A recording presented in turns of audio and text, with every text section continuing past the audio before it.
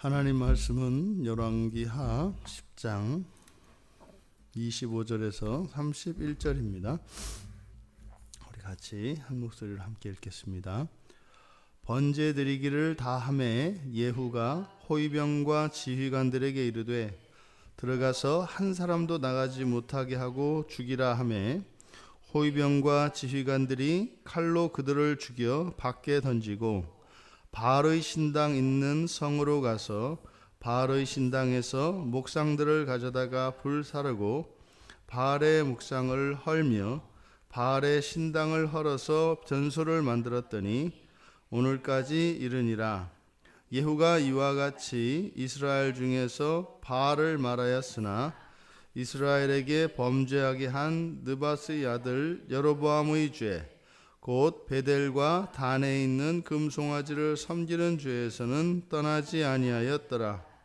여호와께서 예후에게 이르시되 네가 나 보기에 정직한 일을 행하되 잘 행하여 내 마음에 있는 대로 아합 집에 다 행하였은즉 네 자손이 이스라엘 왕위를 이어 4대를 지내니라 하시니라.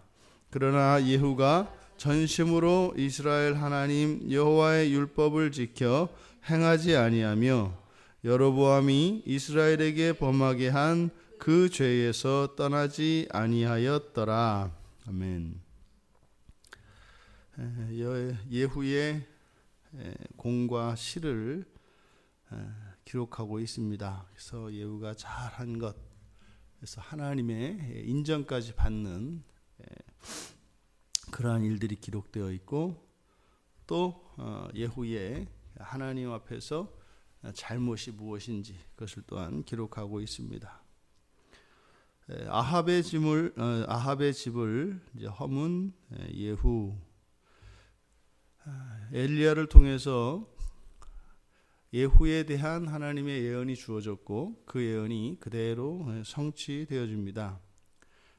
결국 그것은 사람들, 이스라엘 백성들을 향한 심판이라기보다 그들 안에 있는 우상숭배에 대한 하나님의 심판이었던 것이죠.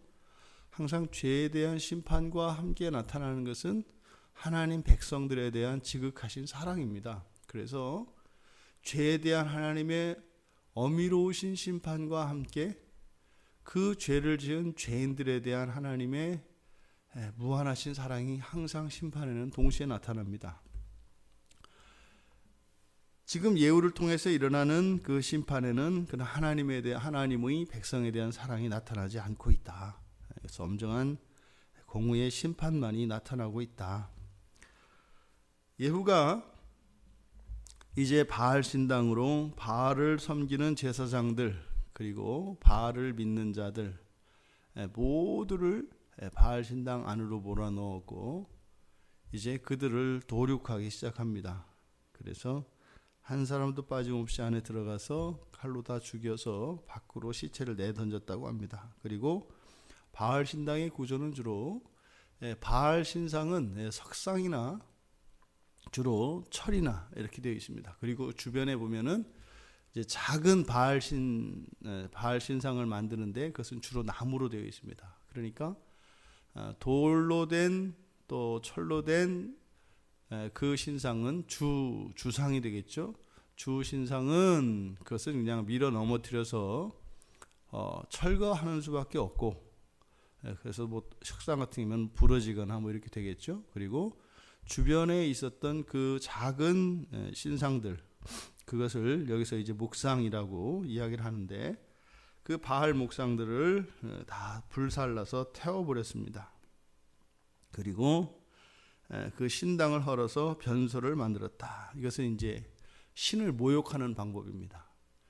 정말로 신이라면 자기가 제사를 받고 자기가 숭배되어야 할 그곳을 가장 더러운 물건들을 쌓아놓는 변소로 만드는 것은 그 신을 이제 모욕하는 것입니다. 그런데 뭐라고 하냐면 오늘까지 이르니라. 이게 뭐예요? 바알이 아무 소리 못하고 그대로 있더라 이 말입니다. 그러니까 죽은 신, 그러니까 거짓 신 이것을 말하는 겁니다.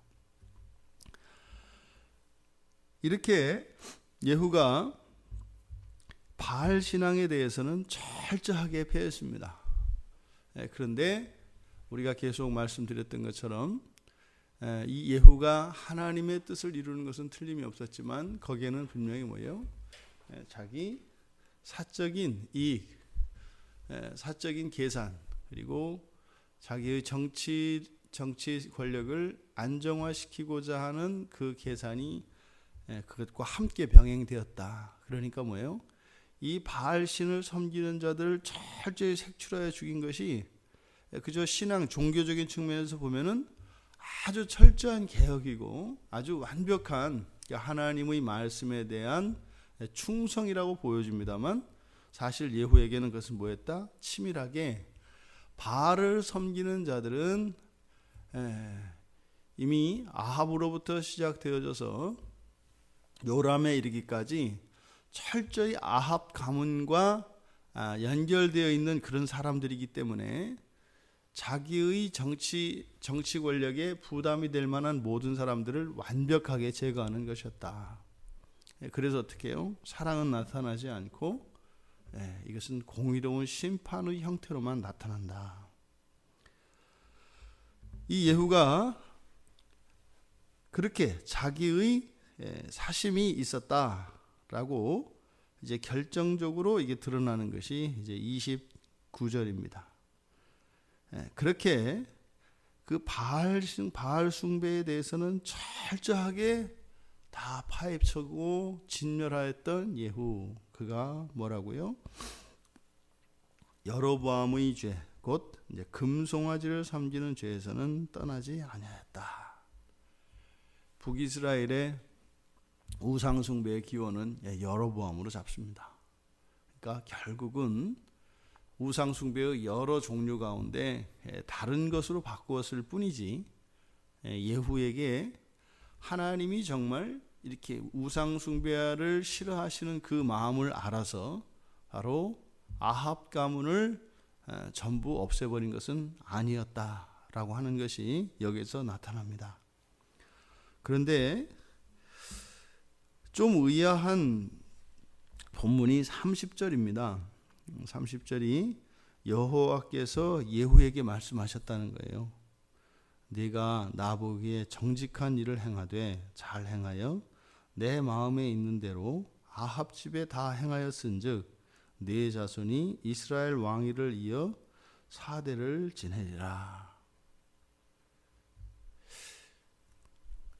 예후에게 그래서 이 계시가 사실일 것이다. 하나님이 예후가 한 이 일들을 기뻐하셨다. 그렇다 하더라도 이 계시가 예후에게 직접 내리지는 않으셨을 것이다. 그래서 엘리사를 통해서 주어진 것일 것이다. 이렇게 이제 예상을 합니다. 그런데 이 열왕기 저자가 이것을 분명히 이제 기록한 목적은 하나님이 여호와께서 예후의 모든 것을 다 인정하는 그런 의미로 썼다기보다는 다른 목적이, 다른 의도가 있는 것 같습니다. 왜 그런가 하면 역대하 22장에 가보면 지금 이 예후에 대한 이 평행 본문이 역대하 22장인데, 역대하 22장은 전체 12절로 되어 있습니다. 아주 짧고요.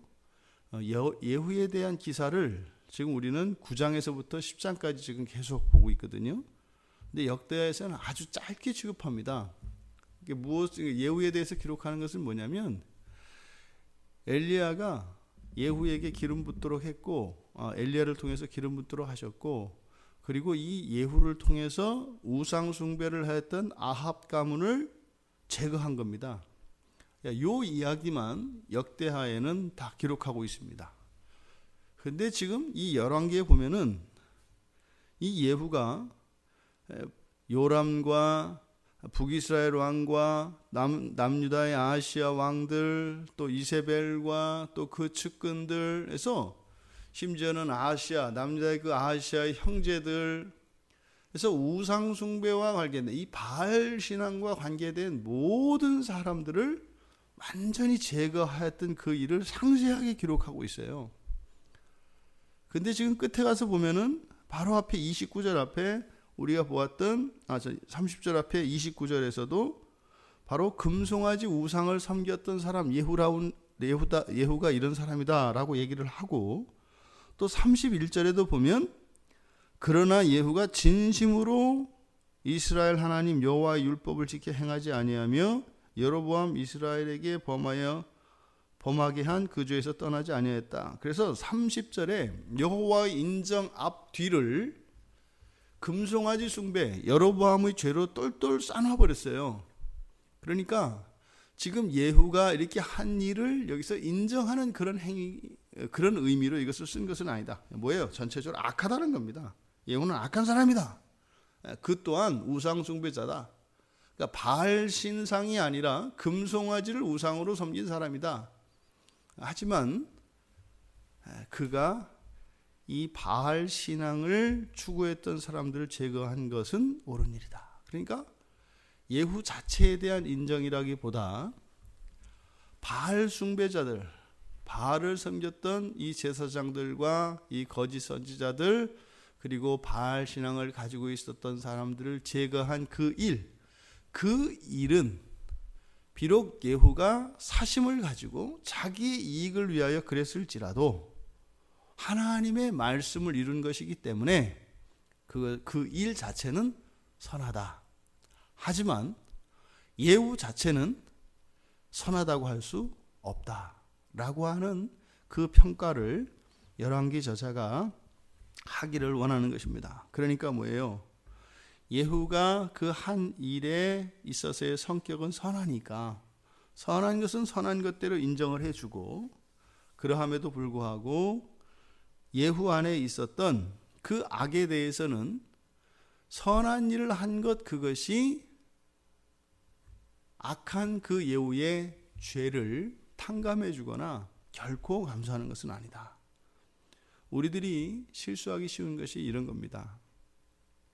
우리가 옳은 일을 하지요. 하나님의 뜻을 이루기도 하지요. 또 순종하기도 하지요. 그것이 우리들에게 면죄부가 되지 않는다 이 말입니다. 잘한 것은 상을 받습니다. 잘못한 것에 대해서는 반드시 벌을 받게 되어 있습니다.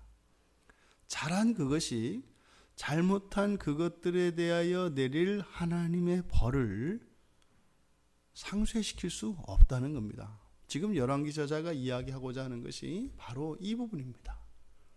비록 예후가 악한 자라 할지라도 어찌하였든 그 하나님의 뜻에 부합하는 그 일 한 것 자체 해서 거기서 발라내는 거죠. 이렇게 죄되고 악하고 세속적인 어떤 욕심 이런 것들은 발라내고, 그러니까 여기서 나타나는 것은 벌을 주시기를 원하시는 하나님이 아니라 그 죄악 가운데에서도 무슨 선한 구석이라도 있다면 그것을 단지 명분 삼아서 하나님의 뜻을 이루었다 할지라도, 그러니까 어떻게 해서든지 하나님은 인정해 주시고 상을 주시려고 하는 그런 하나님이라는 것을 나타내는 것입니다.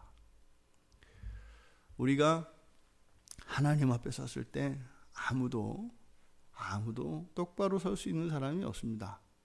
똑바로 서는 것은 물론이고 우리가 용서받을 수 있는 죄인이 없습니다. 어느 누구나 다 마찬가지입니다. 근데 예수 그리스도의 그 무한하신 공로가 우리들의 그 무한한 죄를 덮고도 남기 때문에 그리스도 앞에 서지요. 하지만요, 사는 동안 분명히 우리가 저지른 죄들에 대한 벌은 반드시 있습니다. 예수님께서 우리에게 무한한 의를 덧입혀 주셨다는 그것이 결코 우리가 죄를 지어도 그 죄로 인해서 어떠한 벌도 우리에게 내려지지 않을 것이다. 그것은 성경의 가르침이 아닙니다. 우리가 죽기 전에 반드시 우리가 지은 죄들에 대해서는 우리들 자신이 책임져야 합니다. 예수 그리스도를 믿지 않는 사람은요, 죽기 전에도 그 죄에 대한 벌을 받겠습니다만 그것은 아무것도 아니죠. 그들의 진정한 그 벌은 죽음 이후에 있는 지옥에서 치루어질 것입니다. 그리스도인들은요, 이 세상 사는 동안 그 벌을 받게 되어 있습니다. 그것은 징계로서 우리의 삶의 불편과 여러 가지 어려움들로 우리들의 삶 속에 임할 겁니다. 하지만요, 그리스도의 무한한 의가 우리와 함께 있음으로 해서 우리의 구원에는 조금도 변함이 없습니다. 완전한 구원이 우리들에겐 보장되어 있습니다. 이 말은 무엇일까요? 지옥에 가지 않는다라고 하는 말로 그치는 것이 아니라 완전한 예수 그리스도의 사람으로 우리가 변화될 것이라는 겁니다. 그게 거저되는 게 아니죠.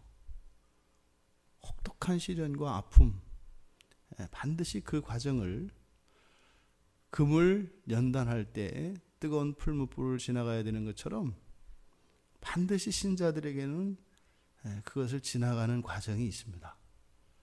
근데 거기에 눌러 앉혀져 있거나 거기서 타 죽는 것이 아니라 거기를 지나가는 과정이 반드시 있습니다. 그의 죽기 직전에 마지막 호흡을 내쉬는 그 순간일지언정 반드시 있다는 겁니다. 시간은 어떻게 해요? 연장된다고 말씀을 드렸죠. 0.0000001초가 그 사람에게는 100년이 될 수 있습니다. 그러니까 어떤 식으로든지 우리가 알고 지은 죄들에 대해서는 반드시 그 죄에 대한 벌을 받게 되어 있습니다. 이게 잘못된 그 복음에 대한 잘못된 이해가 빚어낸 이 피해가 얼마나 큰지 모릅니다. 예수 그리스도를 믿음으로 우리의 모든 죄가 용서되었습니다 라고 하는 이 의미가 잘못 이해되어지는 바람에 얼마나 방자하고 얼마나 무책임하고 얼마나 나태한 생각을 가지고 살아가는지 모릅니다. 우리가 하나님을 만홀히 여기고 우리의 신앙을 가벼이 여기고 심지어 하나님의 이 말씀들을 지키지 않은 것에 대해서 하나님은 없이 하십니다. 왜요? 그리스도 때문에요. 하지만 문제는 우리의 존재입니다. 우리의 존재 자체가 하나님 앞에서는 견디지를 못해요. 그러면요, 우리가 하나님 앞에 설 때는요, 거룩한 신자가 됩니다. 하나님의 영광을 위하여 고난을 받든지 죄의 삭수로 고난을 받든지 반드시 고난의 과정을 거치게 되어 있습니다. 우리들에게 있는 우리의 일생에 대한 마지막 날의 심판, 예후에게 내려진 것과 같이 그의 공에 대해서는 분명한 인정이 있을 것입니다. 우리가 그리스도를 위하여 받은 고난과 그런 헌신과 수고에 대한 인정이 반드시 있을 겁니다. 그 상은 아주 큽니다. 또 한편으로 우리가 우리의 신앙의 의무들을 게을리하고 그리스도인으로서 지켜야 할 도리를 벗어난 것들에 대해서는 반드시 책임을 져야 합니다. 이것이 심판이 두려운 이유입니다. 절망에 빠지지 않고 우리에게는 소망이 있죠. 우리는 반드시 하나님 앞에 하나님의 보좌 앞에 서서 완전한 영광의 찬송을 부르며 하나님을 완전히 사랑할 수 있는 그 날에 대한 소망이 우리에게 있습니다. 근데 거저 주어지는 것이 아니라는 거죠. 이 열왕기 저자가 예후의 공과 실에 대해서 기록한 이 목적, 이것은 무엇이에요?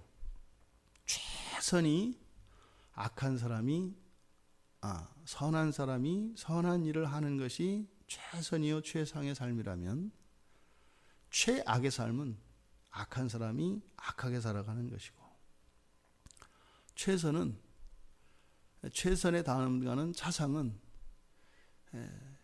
선한 일을 하는 것이라는 겁니다. 선한 일. 악한 사람이었든 선한 사람이었든 선한 일을 하는 것. 악할지라도 선한 일을 하는 것. 그것이 차상이라는 거죠. 또 한편으로는 그 다음으로는 선한 사람이 악한 일을 하는 거라는 겁니다. 우리가 죽는 날까지 힘을 다해야 되는 이유는 심판이 있기 때문입니다. 심판이 있습니다.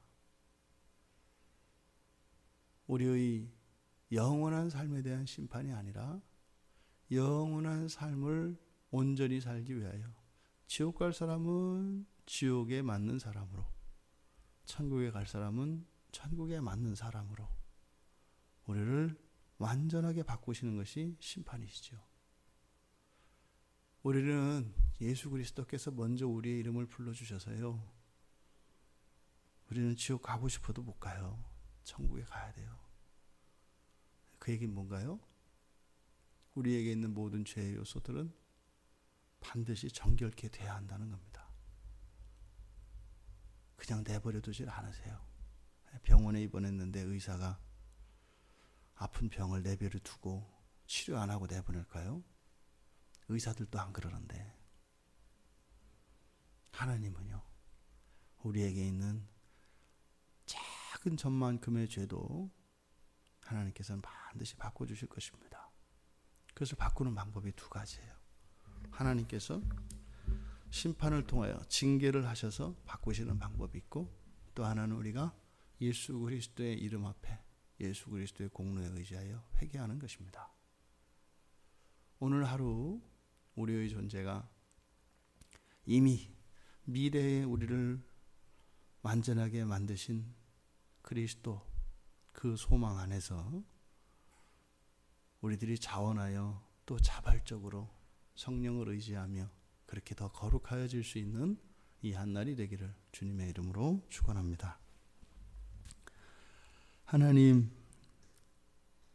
하나님의 크신 사랑은 저희들의 허물을 보시는 것이 아니라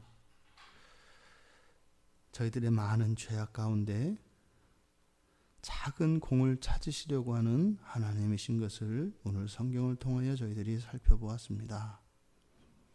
하나님을 기쁘시게 하는 삶을 살기 위하여 더욱 힘을 내게 하시고 용기를 갖고 성령을 의지하며 살아가는 이 한날이 되도록 축복하여 주시옵소서.